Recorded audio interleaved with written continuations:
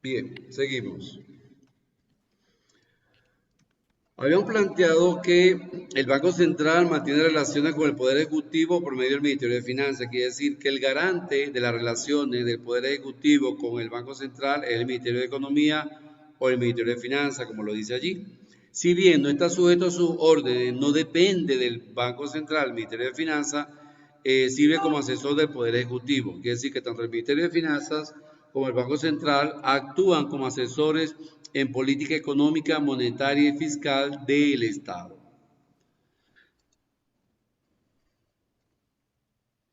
Y la misión primaria del Banco Central es preservar el valor de la moneda, garantizar que la moneda no se deprecie ni tampoco se devalúe. Ese es el propósito del Banco Central como valor fundamental, preservar la moneda de la nación. Y más en el caso de Ecuador, que es una moneda prestada. Bien. Creando de pronto la que política monetaria es lo que se puede preservar Sí, o sí, correcto. A través de la política monetaria, que ya vamos a ver, se preserva el valor del dinero, es decir, controlando las tasas de interés, controlando la inflación y controlando el desempleo. Por supuesto, son enfermedades que no se curan, pero sí se pueden controlar, tales como la diabetes y la hipertensión. De manera que en la economía las tasas de interés no sean muy elevadas porque sería muy costoso solicitar crédito al banco, pero tampoco que sean tan bajas porque los precios nacionales serían más bajos que los precios internacionales. Entonces, lo que el Banco Central busca es que exista precios establecidos para poder garantizar la permanencia del empresario y garantizar que el consumidor pueda adquirir sus bienes y los servicios. Además de ello, controla el desempleo a una tasa menor al 5% y controla la oferta monetaria para que no genere inflación. Entonces, vamos a ver cuáles son, dentro de esa política monetaria, cuáles son las funciones del Banco Central. La primera función es que el Banco Central es custodio y administrador de las reservas de oro y divisa, cualquier tipo de divisa y cualquier presentación en oro, sea en lingotes o sea en barras o sea en oro mineralizado. Por lo tanto, cuando actúa como custodio y administrador de las reservas de oro, él se encarga de garantizar que esas reservas oficiales externas estén garantizadas. Por ejemplo, todos los países tienen reservas en oro en otros países, por ejemplo, los bancos suizos que tienen muy buena tasa de interés. Por lo tanto, el Banco Central custodia, centraliza esas reservas de oro y divisa y otros activos externos acumulados en otros bancos internacionales, garantizando la preservación. De manera que si sucede algún golpe de Estado o si sucede algún un sismo natural como el que sucedió ayer, se puedan garantizar esa reserva que es el ahorro de todos los ciudadanos. Por lo tanto, esas reservas internacionales es el ahorro externo, en el caso de Ecuador, de todos los ecuatorianos. De manera que si llega a suceder alguna situación, una calamidad, no se pierdan esas reservas, sino que estén garantizadas en bancos centrales en otros países y adoptando una tasa de intereses bastante rentables. Otra función del Banco Central es que es agente financiero del gobierno nacional, actúa como asesor crediticio en toma de decisiones, sí, para poder tomar crédito del Fondo Monetario Internacional o del Banco Interamericano Mundial o del Banco Interamericano de Desarrollo. De tal manera que cuando el Banco Central desarrolla su función de agente financiero del gobierno nacional, su función es realizar operaciones de cobro y de pago por parte del gobierno nacional. Por supuesto, de cobro a través de alguna inversión que tenga fuera de las fronteras o de algunas empresas ecuatorianas nacionales. Por ejemplo, si Petroecuador abre una sucursal de Petroecuador en Alemania y obtiene intereses por esa inversión, el gobierno tiene que cobrarla. O también cuando el gobierno paga los intereses sobre el servicio de la deuda. También es el encargado de la emisión de valores públicos del gobierno nacional y de atender el servicio de la deuda pública nacional. Es el encargado de emitir bonos públicos, emitir letras del tesoro o cualquier documento mercantil que garantice la responsabilidad del gobierno central de atesorar esos instrumentos financieros. Otra función es que es responsable, como lo dijo Sánchez, responsable de la política monetaria, ¿verdad? Se responsabiliza de la política monetaria a través del manejo de diferentes mecanismos controlando la oferta monetaria, regulando para ello el comportamiento de los bancos comerciales. ¿Y cómo controla esa oferta monetaria? A través de la emisión de las tasas de interés, estableciendo tasas de interés pasivas y activas de manera que pueda garantizarse y preservarse el valor del dinero. De manera que las tasas de interés no sean tan altas como para impedir que los empresarios puedan solicitar créditos, pero tampoco que sean tan bajas como para impedir que las personas no ahorremos. Entonces, esa es la responsabilidad del Banco Central en materia de política monetaria. Otra función, dentro de esa función también, el Banco Central puede comprar y vender al mercado valores públicos, divisas y otros activos con fines de regular el mercado monetario. Es un banco de bancos, como le dije anteriormente, es un banco del Estado, es el banco que rige a toda la política bancaria nacional. Por lo tanto, los bancos que tengan problemas de solvencia pueden acudir a él para solicitar créditos transitorios de liquidez. Por lo tanto, el Banco Central es un auxiliador de los bancos que tienen poca solvencia, aquellos bancos de dudosa garantía. Entonces el banco lo que hace es ofrecerle una tasa de redescuento mayor a la que les cobra a los inversionistas.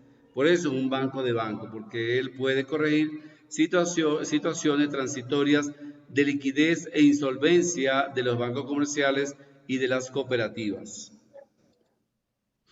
Es proveedor del dinero de curso legal, como lo sabemos, es el encargado de la emisión de billetes y monedas que constituye la circulación monetaria. Si bien es cierto, los billetes y monedas del Ecuador no le pertenecen, porque le pertenecen a la Reserva Federal Norteamericana, quien administra esa emisión de monedas y billetes en dólares es el Banco Central, estableciendo la proveeduría de dinero de curso legal hacia los bancos comerciales. Es superintendente de entidades financieras, es el órgano controlador, regulador y supervisor de las operaciones bancarias dentro de la nación. Por lo tanto, su función es supervisar el desenvolvimiento de las entidades financieras, pudiendo intervenir, suspender o revocar la autorización de los bancos para su funcionamiento. Es el ente encargado de ese control, regulación, supervisión y manejo de toda la política bancaria y por lo tanto puede intervenir a través de auditorías, fiscalizaciones, permitir su autorización o eliminar o revocar su funcionamiento. Es el ejecutor de la política cambiaria. Sobre él recae la función de controlar el valor de la moneda con respecto al valor de otras monedas de otros países. Por ejemplo, la paridad que se da entre el dólar y el peso colombiano, la paridad que se da entre el dólar y el peso argentino o el sol peruano. Entonces, el Banco Central, a través de la política monetaria, establece las relaciones de intercambio de valor entre la moneda nacional y la moneda de otros países, de manera que a través de ese tipo de cambio ideal, la divisa busca tener un mayor valor, de manera que pueda ejercerse un efecto próspero en la economía y que las exportaciones sean mayores que las importaciones. De tal manera que ese impacto va a ser reflejado en la inflación, en las exportaciones y las importaciones, por lo tanto, también va a impactar en la política de empleo y el crecimiento económico. Entonces, fíjense todas las diversas funciones que tiene un banco central para poder regular la economía. Es un banco multiversátil con respecto a la política bancaria y la política monetaria y la política cambiaria. Por lo tanto, es un ente importante en la toma de decisiones de las políticas económicas de una nación. ¿Alguna duda, alguna pregunta? Señor Guapas. No. ¿No? Ninguna. Señor Sánchez, que tiene un escándalo allí. No. No. Ok. No hay preguntas entonces con respecto a la función del Banco Central, señor César. No, Lice. Ok. Seguimos. Por ejemplo, el Banco Central de aquí de Ecuador ese no puede imprimir dinero, ¿no? No, O sí. no puede porque el Banco Central del Ecuador tiene un convenio de señoriaje con la Reserva Federal Norteamericana. Ahora, ¿qué es el señoriaje? El señoriaje no es más que un arrendamiento de la moneda oficial norteamericana, el cual paga por ese alquiler 0,004 centavos de dólar por cada uso de moneda y billete que existe en el Ecuador de circulación. Hay un porcentaje que se le paga a la Reserva Federal Norteamericana. Por lo tanto, el Banco Central de Ecuador no puede ni emitir monedas, ni emitir billetes, ni acuñar monedas. Eso lo hace la Reserva Federal Norteamericana a través del préstamo de dinero que se hace para ese efecto, porque Ecuador, no, al igual que Salvador y Panamá, no tiene moneda oficial. Por ello, en esos países gravita el dólar y por eso las economías son muy costosas, porque están valorizadas en términos de dólar, que es la moneda oficial a nivel mundial y conjuntamente con el euro. Por eso son economías, en el caso de Salvador y Panamá, son las economías más costosas de Centroamérica, mientras que Ecuador es la economía más costosa de Sudamérica. Bien, ¿qué será la oferta monetaria? Señor Anthony, ¿qué será la oferta monetaria?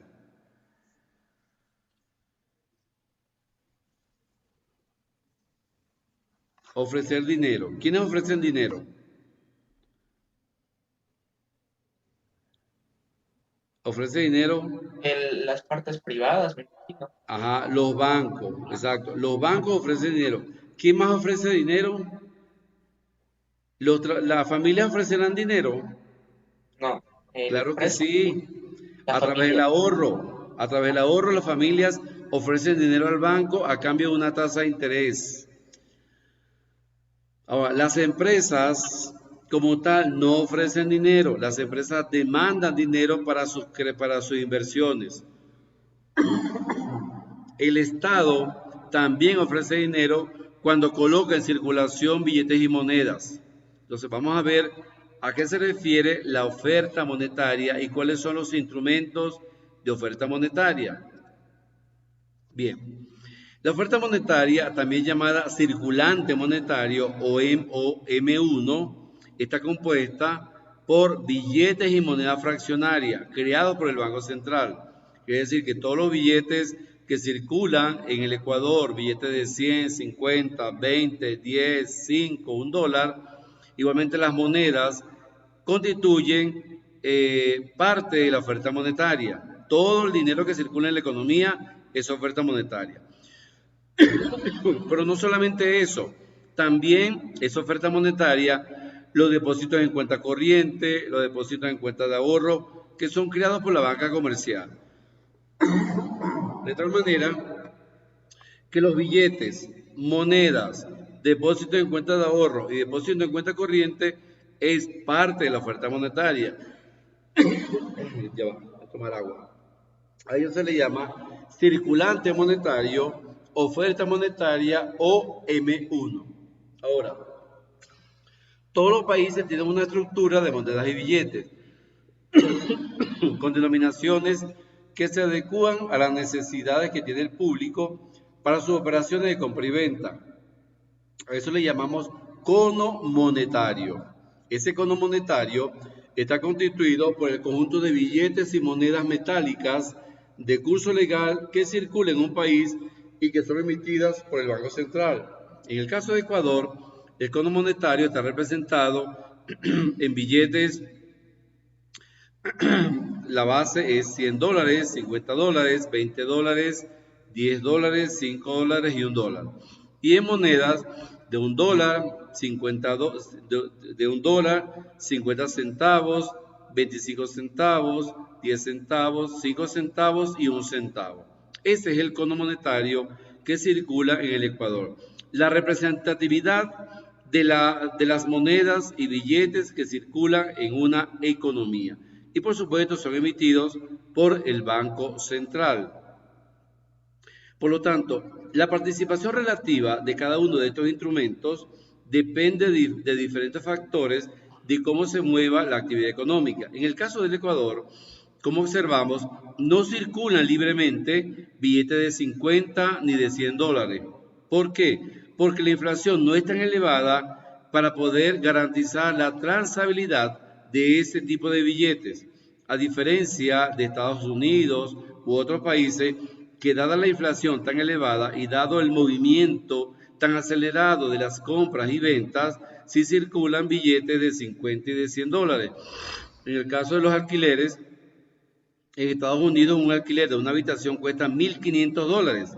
Aquí cuando mucho costará $100, $120. Entonces, no representa la alta transferibilidad del movimiento de la economía transar billetes de 50 y de $100. Por esa razón, cuando las personas naturales o jurídicas tienen billetes de 50 y de $100, deben reportarlo al banco y reportar de dónde provienen esos billetes. Muchas veces provienen de ventas de activos financieros, venta de casas, de terrenos, o también podrían provenir del contrabando o de la economía sumergida. Por esa razón, eso va a depender de diversos factores que generen la productividad, la actividad económica de un país, la transabilidad de los billetes y las monedas. Y de hecho observamos que en el Ecuador se transan más monedas que billetes. Para cambiar un billete de 20 cuesta mucho cambiarlo. Ahora, en la medida que los billetes resulte más fácil cambiarlos, es un indicativo de inflación. Cuando un billete resulta muy difícil cambiarlo, resulta que la inflación está baja, pero eso también obedece a la transabilidad. Hemos observado que últimamente la inflación ha aumentado, pero ha aumentado en términos de centavos, no ha aumentado en términos de $10, $20, no. Es una inflación muy leve, es una inflación moderada que ni siquiera llega a 2 dígitos, es más, ni siquiera llega a 5%, cuando mucho 0,08% trimestral. Es una inflación muy leve con respecto a inflaciones en el caso de Argentina, el caso de Venezuela, el caso de Colombia, que tiene inflaciones muy elevadas en comparación con el Ecuador. Y eso lo ha garantizado la estabilidad de la moneda norteamericana, que han dado un gran abanico de oportunidades para poder realizar transacciones económicas en este país. Entonces, a eso se refiere la oferta monetaria. ¿Alguna pregunta, alguna duda? ¿Sí o no?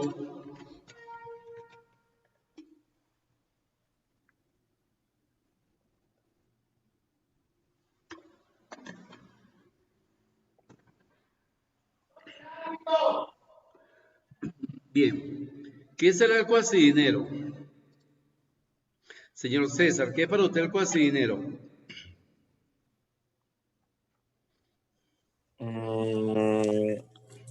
El cambio de dinero a través de algún tipo de documento.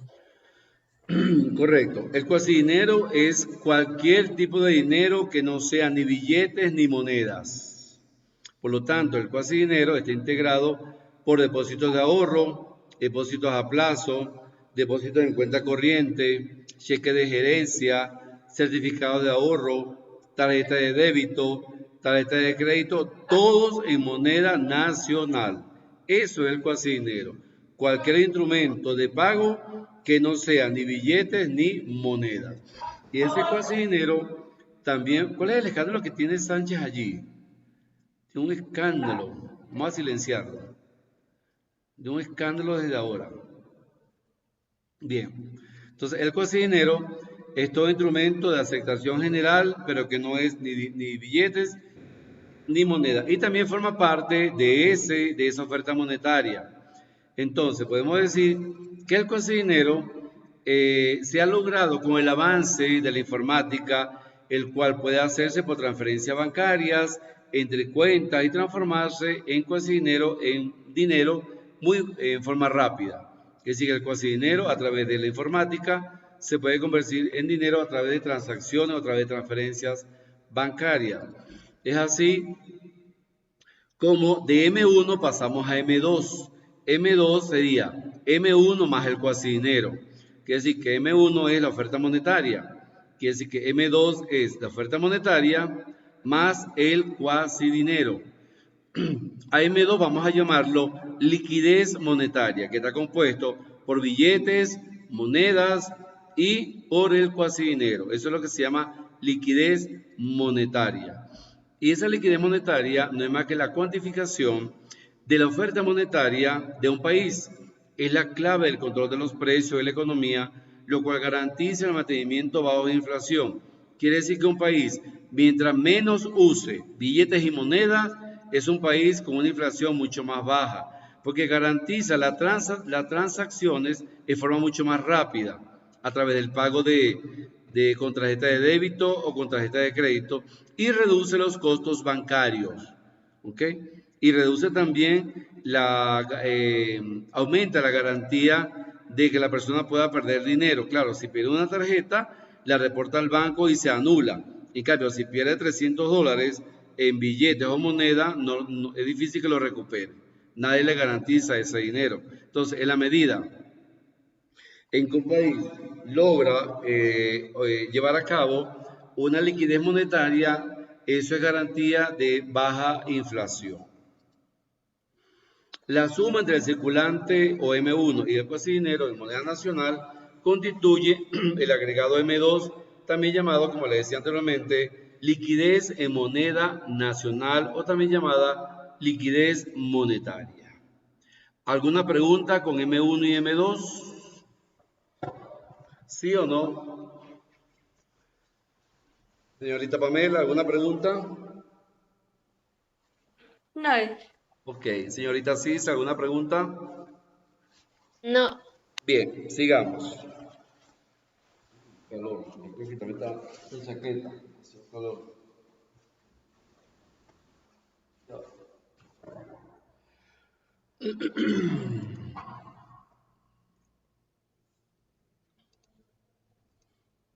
Bien, entonces, de todo lo que hemos hablado, ¿qué será la política económica? Señor César Augusto, ¿qué será la política económica? Pero monetaria. ¿A qué le llamaremos política monetaria?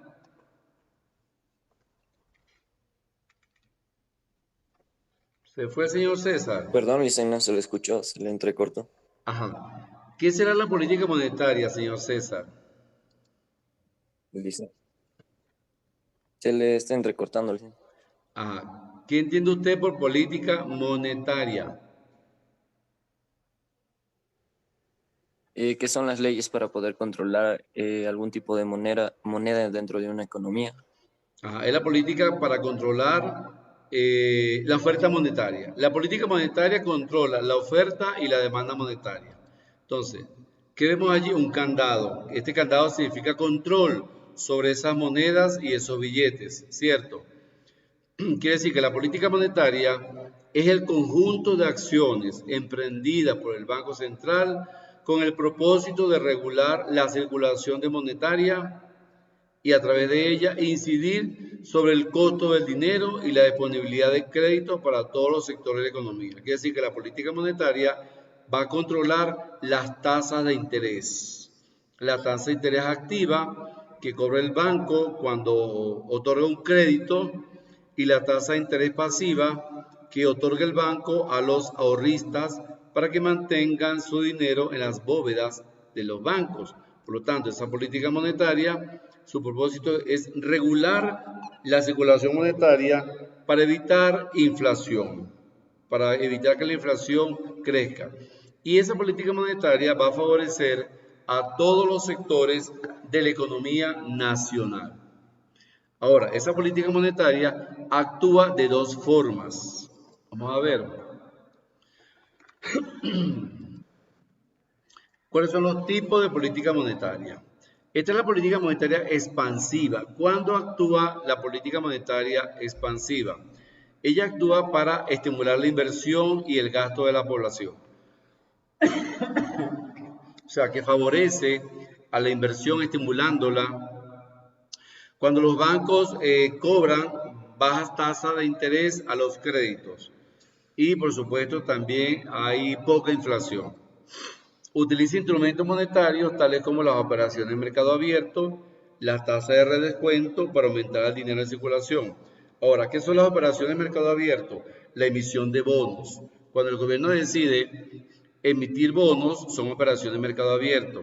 Y la tasa de redescuento son las tasas que cobra el Banco Central a los bancos comerciales para otorgarles los créditos o para solventar su situación económica.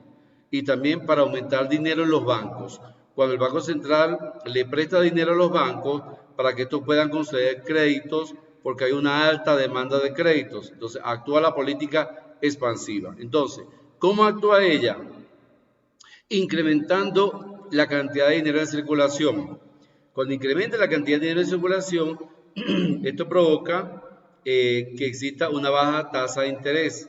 Baja la tasa de interés a nivel bancario y estimula la inversión y el consumo. Ya las personas no ahorran, sino que crean empleo. Ya los créditos no son tan rentables y eso va a generar más inversión.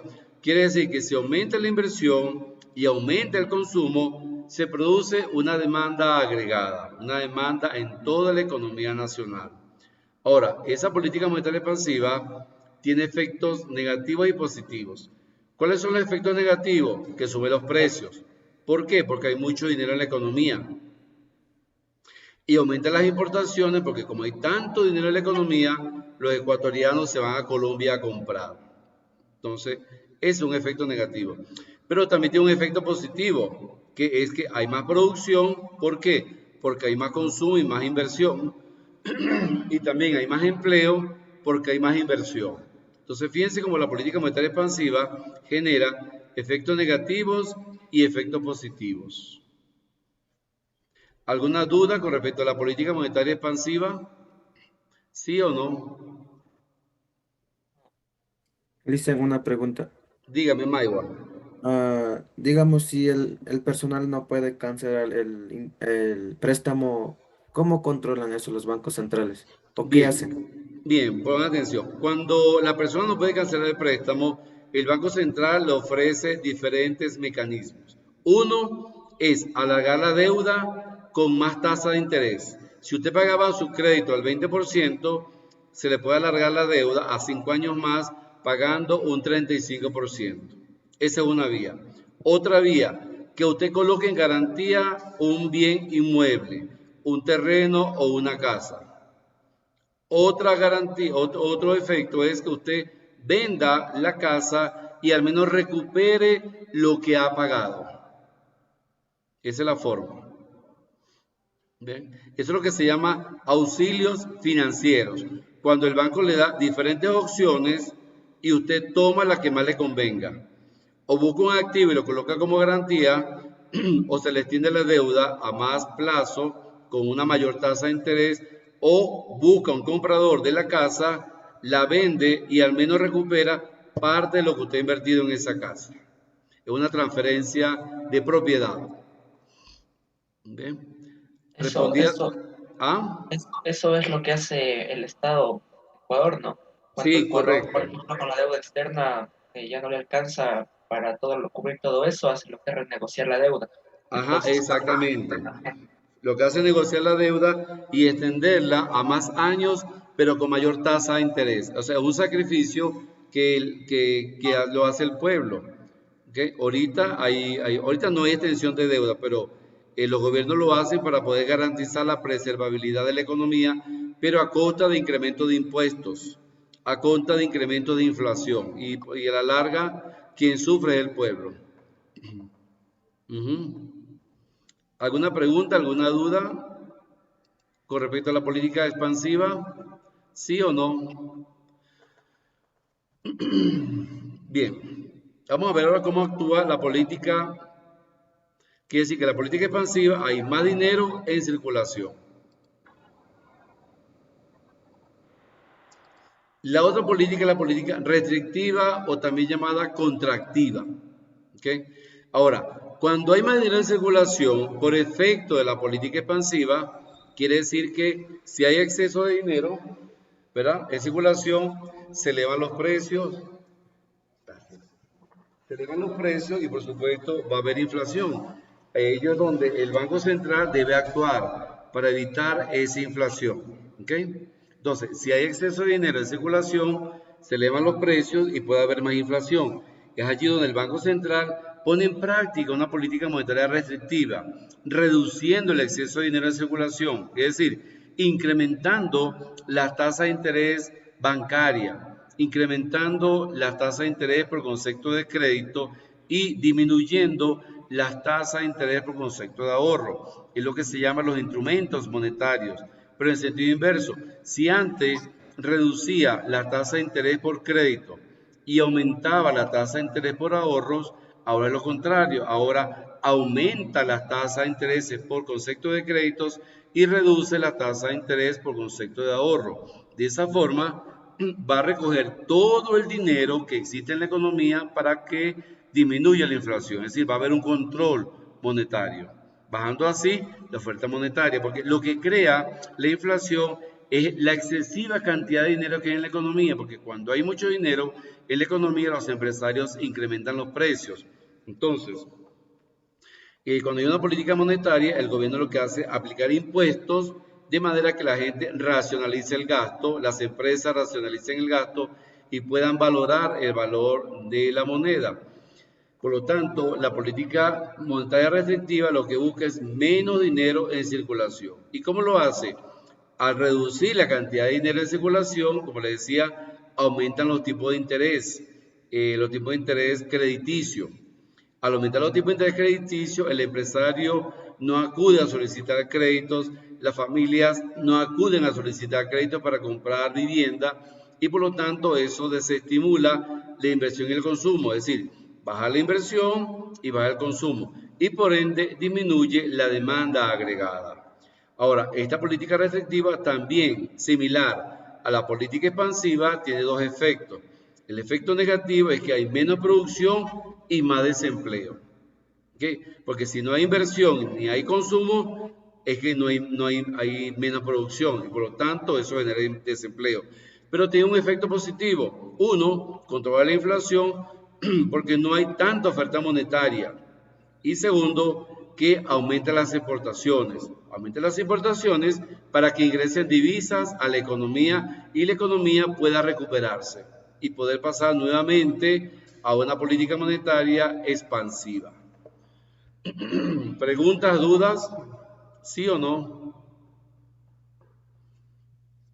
Bien, entonces vamos a ver la comparación. Entonces, vamos a ver el comportamiento analítico de la política monetaria.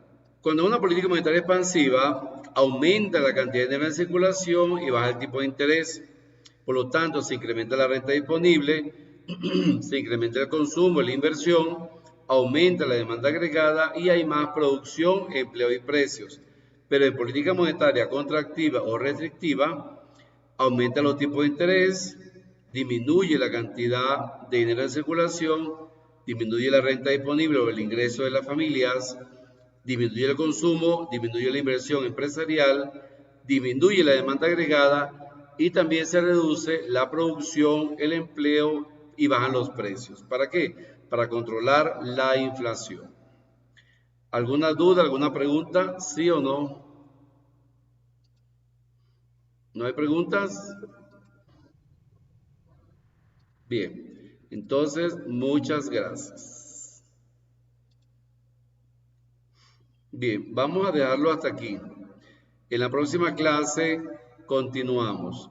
Tiene una actividad de rebote. Esa actividad de rebote abre a las 11 y cierra a la 1. ¿O quiere que se la abra de una vez? Mejor esta de que nos habilite desde ahorita, Alicia. Ok, Sí, listo. bien. Hasta un poquito más de Entonces la 1. se la voy a habilitar de 9:30 a 11:30. ¿Oyeron?